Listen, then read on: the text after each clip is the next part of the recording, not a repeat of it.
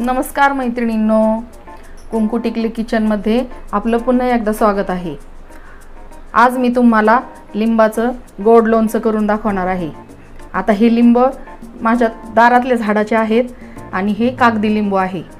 हे मी आत्ता तोडून आणलेले आहेत ताजे आणि हे धुवून स्वच्छ कापडाने मी पुसून घेतलेले। आता आपण याच्या 8 फोडी करून घेऊ। आता हे 15 लिंब आहेत।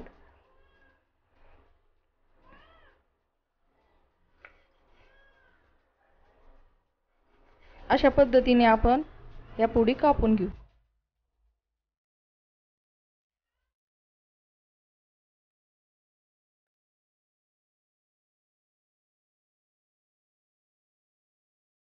अशा प्रकारे आपण हे लिंब कापून घेतलेले आहे आणि यामधले बी पण सगळे काढून घेतलेले आहे। याच्यामध्ये थोडंफार बी राहिलं तर त्यानंतर कडू लागतं, त्यामुळे आपण सगळं बी काढून घेतलेलं आहे। आपण या सगळ्या फोडी कुकरच्या भांड्यामध्ये काढून घेतल्यात। आता आपण याच्यावर कोरडं झाकण ठेवून घेऊ, जेणेकरून कुकरचं पाणी, वाफेचं पाणी या लिंबामध्ये जाऊ नये। ग्लासभर पाणी आपण आता कुकरमध्ये टाकून घेऊ आणि हे भांडं याच्यामध्ये ठेवून देऊ। कुकरच्या आता आपल्याला 5 शिट्ट्या काढायच्या आहेत। कुकरच्या 5 शिट्ट्या झालेल्या आहेत। आपण आता हे डब्बा याच्यातून काढून घेऊ। हे पहा, याच्यात ताटलीत कसं पाणी साठलेलं आहे, हे आपल्याला काढून घ्यायचं याच्यातून। याच्यामध्ये पडून नाही द्यायचं। हे पहा आपलं कसं फोडी शिजल्यात।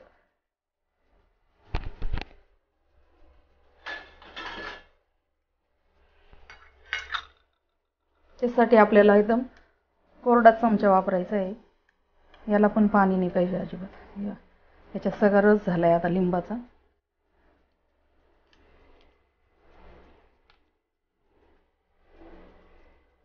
साल पण एकदम शिजलेली आहे। आता परत आपल्याला ते कढईत शिजून घ्यायचं आहे गुळात। त्यासाठी आपल्याला 3 चमचे मीठ मी घेतलेलं आहे आणि 3 चमचे लाल तिखट घेतलेलं आहे आणि अर्धा किलो गूळ घेतलेला आहे। तर आपण आता हे लोणचं करून घेऊ।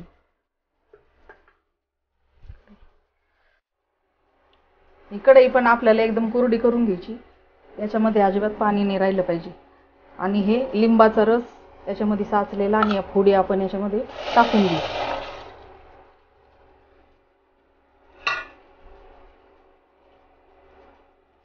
हे हा गूळ पण याच्यामध्ये टाकून घेऊ। याच्यात आपण आता हे लिंबू शिजवून घेऊ।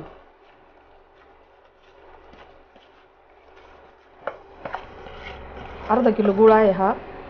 एवढ्या लिंबाला हा गूळ लागणारच आहे। हे लोणचं आपण उपवासासाठी पण खाऊ शकतो। आता श्रावण महिन्यातले उपवास पण चालू आहेत, त्यासाठी पण आपण हे लोणचं खाऊ शकतो। लहान मुलांना पण हे लोणचं खूप आवडतं। अशा पद्धतीने हे आपल्याला हलवत राहायचंय।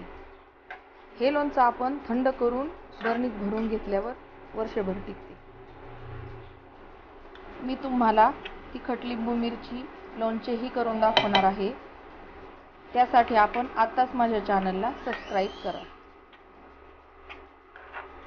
आपल्या याच्यातला गूळ आहे ना, तो एकदम असा घट्ट झाला पाहिजे।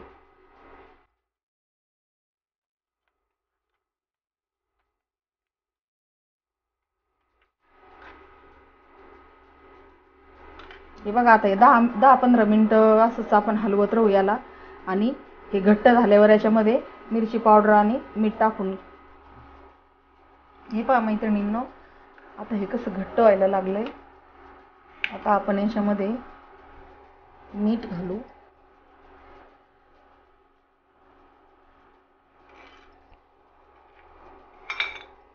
तीन चमचे मीठ होतं ते आणि ही मिरची पावडर पण 3 चमचे आहे।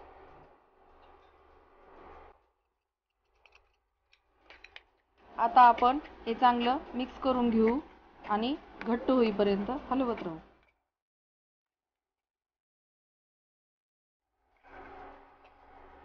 आता याला आपण 10 मिनिटं शिजवून देऊ। हे पहा, आपलं लिंबाचं लोणचं अशा प्रकारे तयार झालेलं आहे। याची चव आंबट, तिखट आणि गोड अशी लागते आपण हे उपवासासाठी पण खाऊ शकतो. आपण आता हे लोणचं, हे थंड पण झालंय. आता मी बरणीत भरून घेते. मी ही बरणी धुवून आणि उन्हात वाळवून घेतलेली आहे. याच्यामध्ये हे लोणचं मी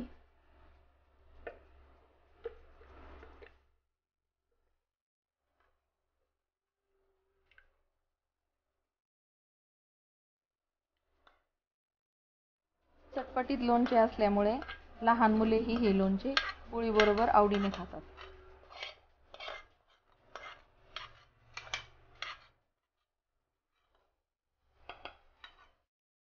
व्हिडिओ पूर्ण पाहिल्याबद्दल सर्वांचे मनपूर्वक आभार. अशाच पारंपरिक रेसिपी बघण्यासाठी आत्ताच आमच्या चॅनलला सबस्क्राईब करा, व्हिडिओला लाईक करा आणि आपल्या प्रतिक्रिया कमेंट बॉक्समध्ये आम्हाला कळवा. भेटूया पुढच्या रेसिपीमध्ये. धन्यवाद.